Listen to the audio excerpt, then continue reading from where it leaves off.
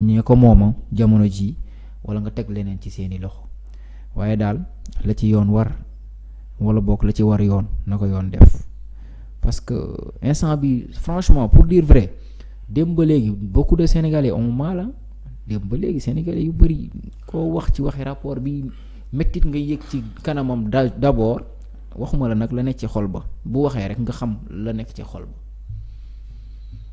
Momo maa ngi lay woo Vito nañ ko bàyyi ci plateau bi waaw Matar Cissé maa ngi lay woo yow garaawul cum bàyyi ma wax léegi Ousmane Sonko waxoon Khalifa Ababacar Sall kon da nga wax ni sa dëgg nii ba pare nee naa lu cum yow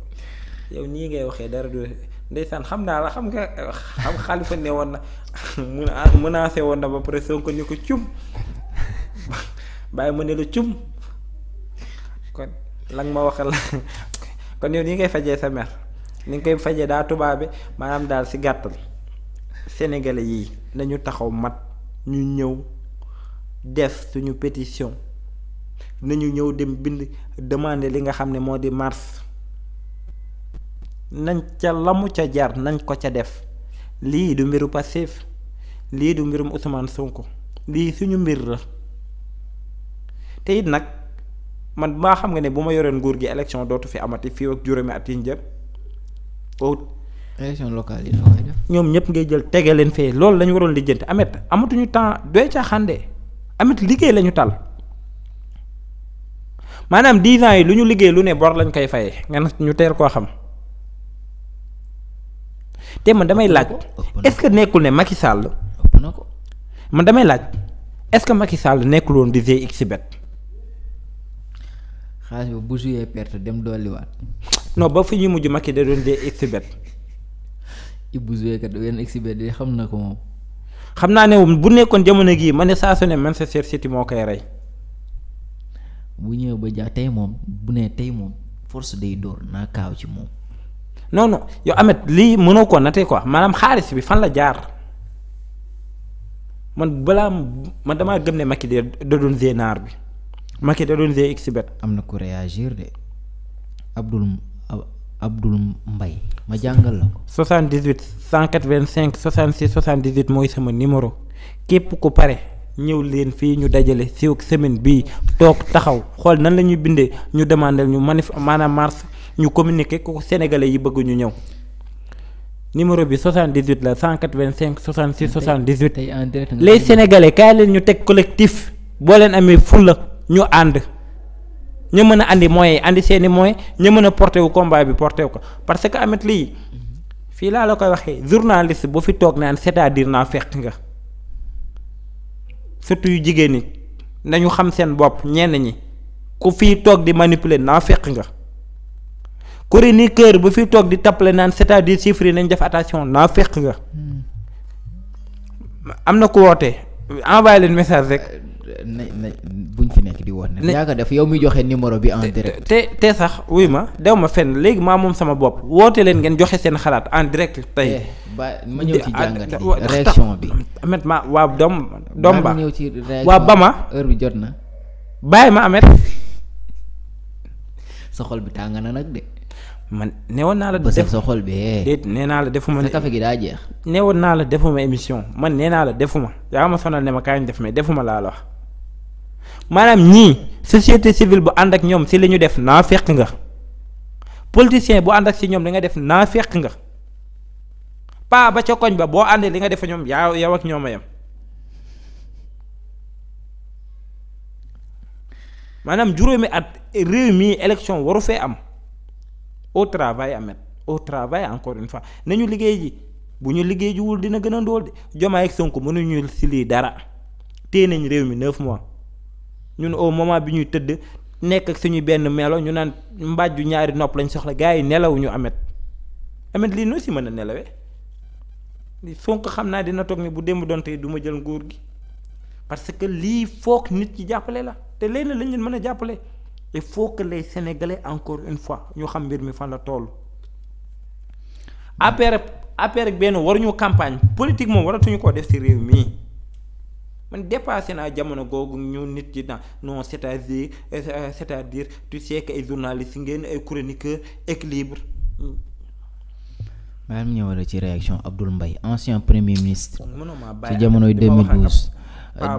bisu may ma ko boo ma ko joxee ma jàngal ko internautes yi rapport de la Cour des comptes moom Abdoul Mbaye mooy wax mu ne ce n'est plus du faux ni du vol,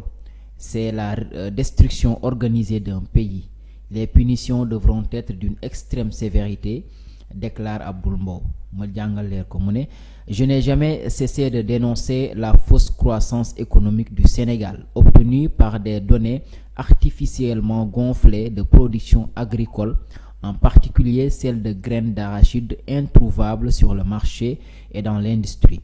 Comme je le soulignais, elle permettrait en partie de cacher l'aggravation du déficit budgétaire et du taux d'endettement du Sénégal. J'étais dans l'attente du rapport de la Cour des comptes sur les finances publiques pour apprécier l'existence ou pas de maquillage similaire portant sur des agrégats de recettes gonflées ou de dépenses réduites de manière tout aussi artificielle. La réalité est bien plus grave que cela. Le rapport rendu disponible révèle l'existence de pratiques violant la loi et la réglementation en matière de finances publiques pour voler et détourner l'argent public. Les fausses données en sont les conséquences. Elles ne sont pas des données maquillées après exécution des budgets. L'étendue des complicités au sein de l'administration des finances d'entreprises privées et publiques et de leurs dirigeants et même de banques dépasse l'endettement. Ce n'est plus du faux ni du vol, c'est de la destruction organisée d'un pays, l'appauvrissement systémisé de la population dans la durée. Les punitions devront être d'une extrême sévérité afin que cette page de la gouvernance du régime de Macky Sall soit définitivement tournée. yow mi ma doon woo yàq nga sama lecture. Voilà la réaction de ki nga xamante ne moo di Abdoul Mbaye, ancien premier ministre de Macky Sall. fi mu daanelee Daouda mu ne les punitions devront être d'une extrême sévérité afin que cette page de la gouvernance du régime de Macky Sall soit définitivement tournée. dégg nga texte bi mu daal di bind noo ko jàngatee, surtout xëy na moom nekkoon na quelques mois premier ministre laata muy génn ci li nga xam te moo di ci gouvernement boobule. tubaab la mooy génn wax lii suba mu ne la noo Sonko Diomaye liggéeyuñu